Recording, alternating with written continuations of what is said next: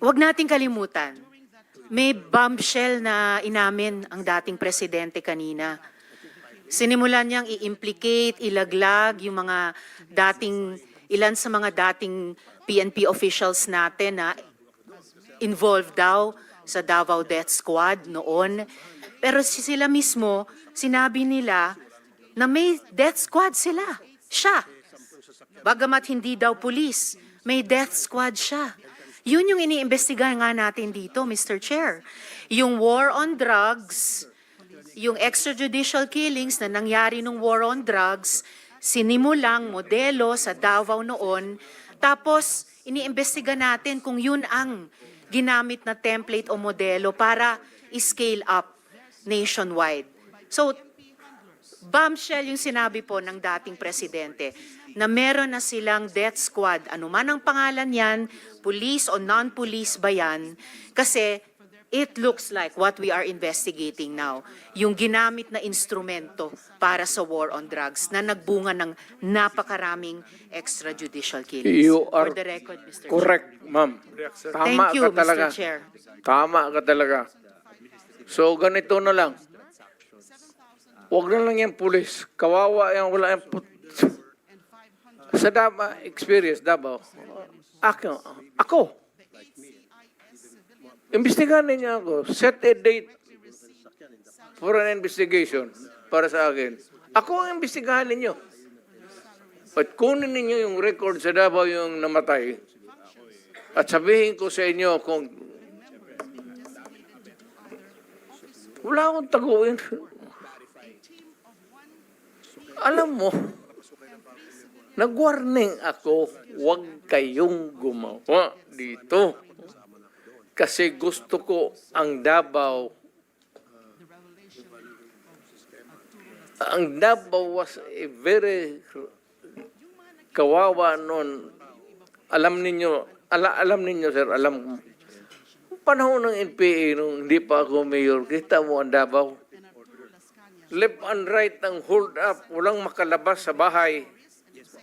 Pati mga pulis takot. Kasi nandyan yung mga NPA, pinapatay sila. Kaya sinabi ko, nag-agyat ako sa bukid, nung na-mayor ako, sabi ko, ayaw ko ng away sa inyo. Pero yung mga pamilya ninyo, nandyan sa syudad natin, yung mga top hunso ng Communist Party, bilangin ninyo sa ilan ang taga Davao. Saan ang pamilya nila? Sa Davao. Kaya umakyat ako sa bukid. Sinabi ko, stop it. Huwag ninyong patayin ang mga pulis ko kasi putang ina yung pamilya ninyo. Yayariin ko yan. Mr. Chair, if I may, dahil matagal na po yung sa NPA, kung maaring mag-follow-up question ako sa dating presidente. Go ahead, Mr. Chair. Squad. Mr. Chair. Salamat Go ahead, kaayo, Senator Mr. Risa. Chair. Kanina, sinabi nyo there were 7 people dun sa inyong self-described death squad. Ano po yung mga pangalan nila at paki-describe yung structure ng organization na sinet up nyo, yung death squad na iyon? Yung death squad ko? Ang death squad ko, ma'am, is... of course, it is organized.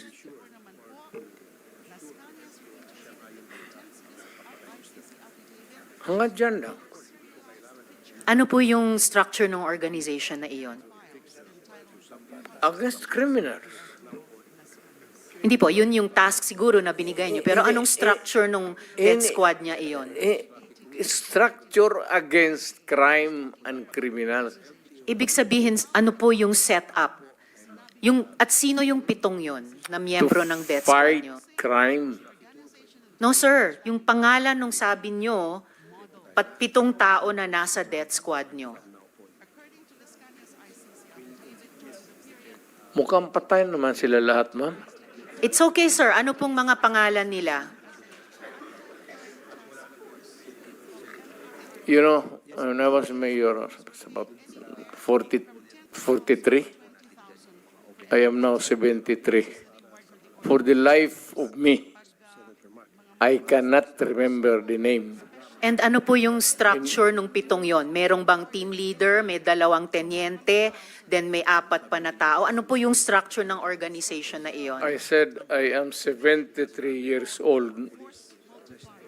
Hindi ko nga alam kung bakit nandito ako kaharap mo.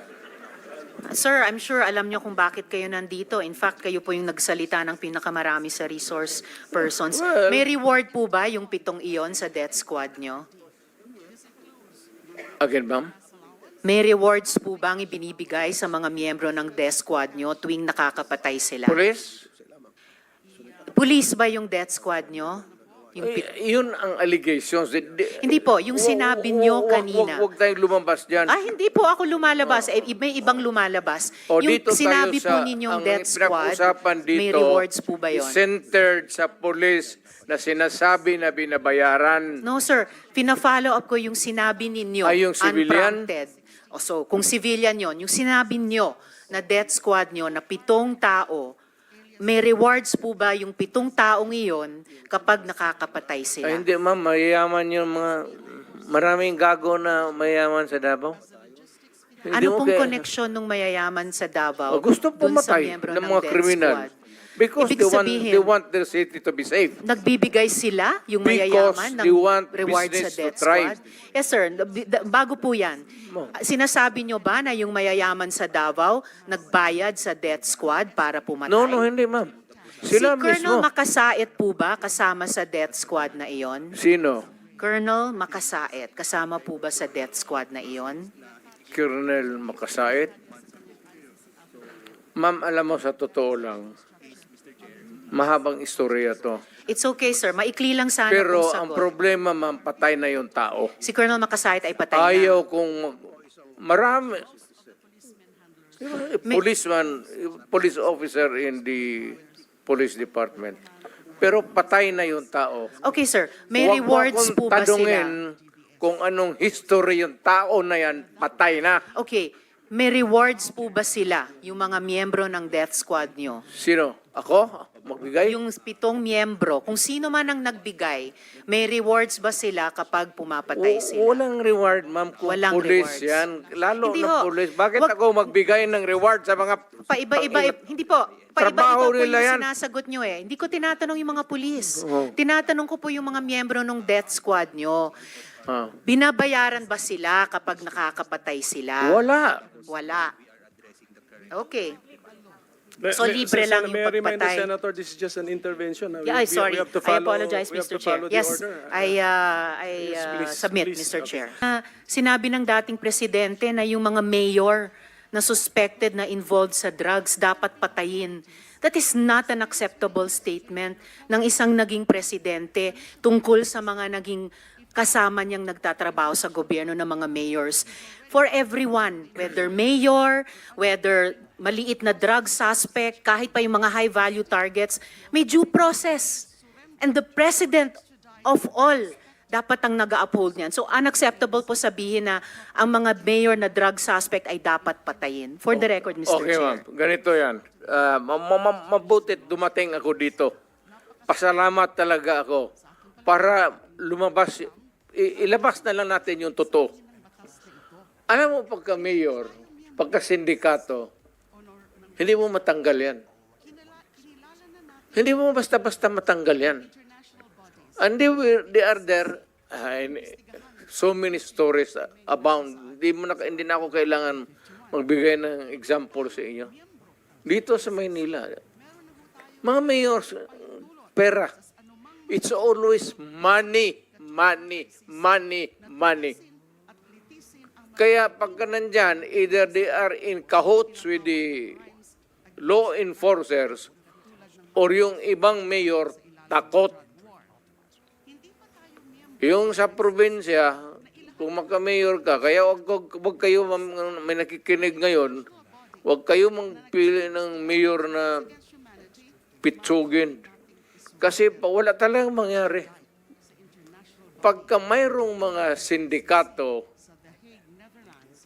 ex-policemen, ex-soldiers na may baril, tapos takot kang mamatay, walang mangyari sa siyudad mo. You have to maraming problema na nakatago, ma'am, na hindi natin nakikita. Nasa undercurrent yan. Hindi natin nakikita yan. Sino po ba yung mga yon? Hindi, all over. Mayors. All over. Hindi ko masabi ko. Just for the record again, Mr. Chair, and with thanks to Senator Villanueva, unacceptable na sabihin ng isang dating presidente or kung sinabi ninyo noon nung presidente kayo na ang sino mang suspect, maliit man, malaki, mayor, na suspect sa drugs ay dapat patayin kasi may due process po. Salamat kaayo, Mr. Chair. Salamat, Senator Villanueva. Yan, Mr. Chair? yan ang, that is my stand. If you do not agree with me, I'm sorry. But I'm dealing with a serious problem of my country.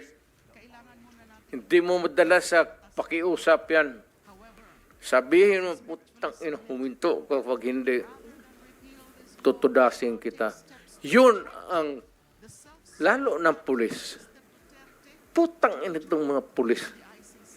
Pagka pumasok yung pulis sa doon, hindi mo sabi, hoy, pulis, huminto ka. Puntahan mo yung pulis, sabihin mo, mga pulis, kung mga tao na harapin ko, o dito, let us be, labas na lang natin yung, pati yung lungguay. Pero Mr. Chair, forgive me for interrupting. Hindi, Speaking of patapusin mo lengguwahe, muna ako. sorry sir, Mr. Chair, baka maaring ang resource person tumigil magmura kasi bahay natin itong Senado eh. Salamat kaayo, Thank Mr. you, Chair. thank you. Hindi tayo Mr. President, magkaintindihan Mr. dyan. President, sir, excuse me, sir. I am relating a conversation. I am not Yes, po nagmumura. Mr. President, okay. Sinasabi ko yan kung ano ang sinasabi ko doon sa Correct. tao. Bago po magsimula, gusto ko lang pong ipaalala sa ating lahat na seryosong usapin ito. At tiwala ako sa chair ng subcom na seryoso tayo dito. At hindi ko po na-appreciate ang napaka-casual na mga sagot ni dating presidente tungkol sa patayan.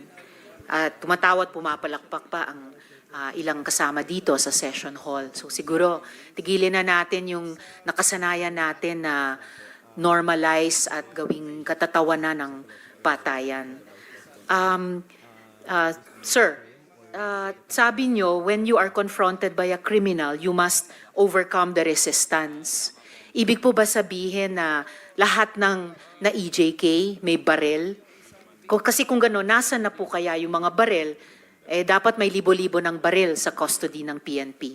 Do you have any thought on that? No, that is you're asking somebody somewhere or to make an accounting which is not possible. That your question cannot be answered here. All right, sir. So, but I think it can be questioned kung hindi nyo kayang i-address, itatanong po namin sa PNP. Sabi nyo rin po kanina, you take full legal responsibility for the consequences of the drug war. Yes. Kanina rin, Yes. kanina rin sabi nyo maraming mali. No? So, halimbawa, si Kian De Los Santos, menor de edad, hindi armado, nagmamakaawa, pero pinatay ng mga pulis sa drug war. Oh. Do you take responsibility for the death of Kian De Los Santos? The criminal act, hindi naman siguro. The death. You take responsibility for his death. Walang maniwala na abogado sa akin yan. That Hindi would po, be sir. a long shot. Hindi po abogado. Nandito pa lang tayo I sa was Senado, hindi sa referring Korte. to the policy na ginawa ko para sa mga pulis. Yes, sir. At nagbunga yung polisiya. I take full responsibility Yes, for and that. what about yung bunga ng polisiya na libo-libong namatay kasama si Kian De Los Santos? Do you also take full responsibility for that? Because in October 2020, na-quote po kayo na sinabi nyo, if there's killing there, I'm saying I'm the one. You can hold me responsible for anything, any death that has occurred in the execution of the drug war. Noong October ulit, October 21, nung 2021 naman, in a Reuters interview, kinwote kayo na sinabing, if there is any person who is going to prison, it would be me. I assume full responsibility. So, do you assume responsibility for the death of Kian De Los Santos, Mr. No. Chair? No. How about Ala- si Carl Alam mo, ma'am, Anthony Nunez? before you rumble on those many things, No, I'm not rambling, Mr. Chair. Very specific yung mga tanong ko. specific ang law. Guilt is personal. Tanong ka muna ng abogado. Okay lang po. Kayang-kaya kong magtanong sa abogado. Sige, tanong ka itanong muna ko ngayon po. before we proceed. No. Hindi tayo I magkakaintindihan have prepared dito. these questions with my Guilt legislative is staff. personal. Yes, it's very personal. Hindi So, mo pwedeng ipasa sa iba yan. no, hindi po ito pagpasa. Ah, Iniimbestiga kaya nga. po ng Blue Ribbon yung war on drugs at yung naging bunga na extrajudicial killings dyan.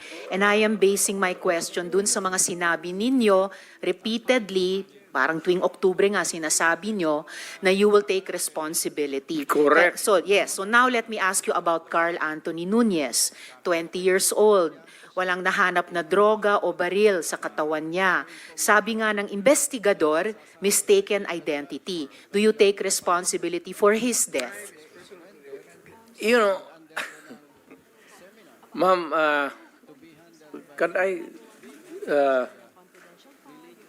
ask for a recess of just a It's few all right, minutes? Mr. Chair. Yes. The point of my question tungkol sa assuming responsibility or not kina Kian, Carl Anthony Nunez, itatanong ko rin dapat sa Althea Barbon na 4 years old, at si Carl Arnaiz, at si Reynaldo de Guzman alias Kulot,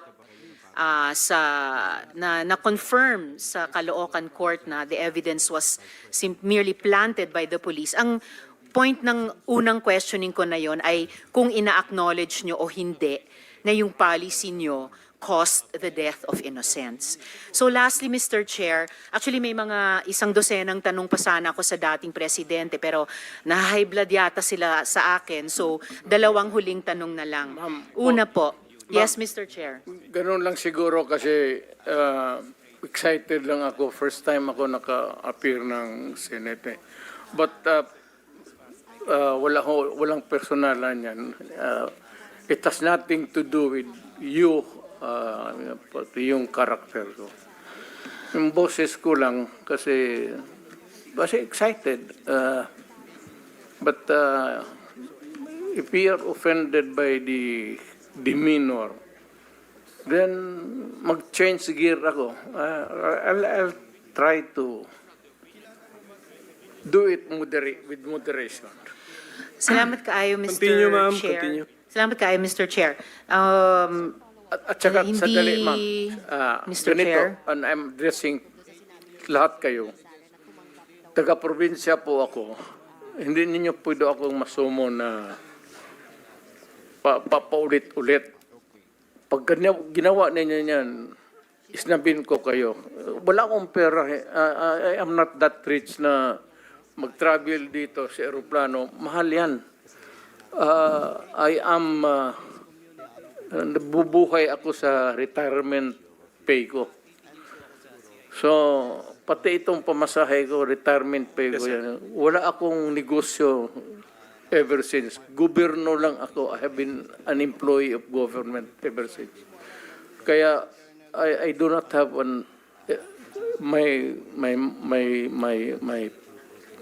my public life is open to everybody.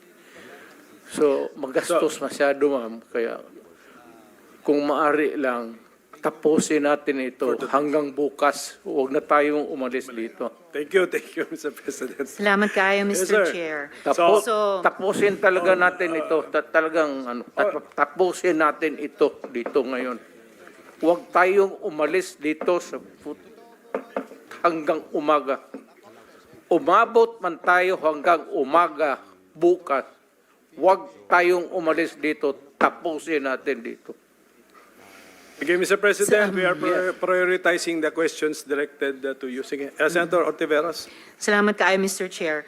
So, pangalawang tanong ko, tinawagan nyo ba si Senior Superintendent Padilla para i-congratulate siya sa pagpatay sa 3 high-value targets na Chinese nationals na inilagay sa loob ng Davao Penal Colony? Kasi sinabi nyo daw, congrats Superintendent Padilla, job well done. Pero grabe ang ginawang dinuguan. Do you confirm this, Mr. Chair? You call Padilla now because he is lying. I do not know him, and I do not have to congratulate this policemen and soldiers. Trabaho ninyo yan. Why do I have to congratulate you? Magtrabaho kayo dyan. So you do not confirm na tinawagan niyo si I do Senior not- Superintendent Padilla? I only congratulate people with who itong mga police na graduate with honors kasi nagtuturo ako sa Police Academy. May congratulatory message ako. Pero congratulate ako ng ano. Well, Mr. Chair, of course, absolutely hindi naman natin kailangan investigate yung graduating with honors sa academy. Pero yung EJ case sa war on drugs, kailangan talagang kaya natin iniimbestiga. Kaya ma'am, huwag Mr. tayong Chair, umalis dito sa kwartong ito hanggang matapos ang gusto ninyong kunin sa akin. well, Mr. Chair, so yung huling tanong ko for today, for the record, Bakit ano po? tinawag Mr. ninyo Chair. ako dito tapos yan lang ang huli ninyong tanong? May mga colleagues pa yata tayo, Mr. Chair, na magtatanong sa dating presidente. So, for the record, sinasabi nyo ba na ang mga drug users at drug criminals ay dinideserve nilang mamatay na lang kaysa pumunta sa jail? O para i-paraphrase ko si Patricia Evangelista, do some people need killing, Mr. Duterte? Ma'am, presidente ako. Nagagastos ako sa gobyerno. Bakit ako magbubuhay sa mga putang inang yan? Kung yung pera na ipapakain ko dyan sa preso, ibigay ko na lang doon sa mga tao dyan sa walang bigat. So, mas okay Walang pong trabaho. patayin sila kaysa Wala ipreso mo pakialam sila? dyan sa kriminal, ma'am. So, thank you for Akong making that of record. pakialam sa kriminal kung saan silang impernong gusto nilang pumunta. Well, Mr. Chair, for the record, You make your own history in this planet. yes, Mr. Yun Chair. ang gusto nilang mangyari. Doon sila sa impyerno at doon tayo magkita. Well, Mr. Chair, wala namang jurisdiction ng Senado sa impyerno. Dito lang sa bansa natin pwede tayong mag-investigate. Ba't doon tayo pupunta? Well, wala po akong ambisyon pumuntang impyerno pa. Pero Mr. Chair, ang hirain punto kita, lang ma'am. nito, ang punto lang nito ay nung magsisimula ang anumang police operations, drug-related police operations, supposed to be at sinabi ng mga resource persons, merong pong manual of operations, merong continuum of force sa pag-enforce implement ng police anti-drug operation. So, ang premise is, yun na nga, arrest muna at build the case.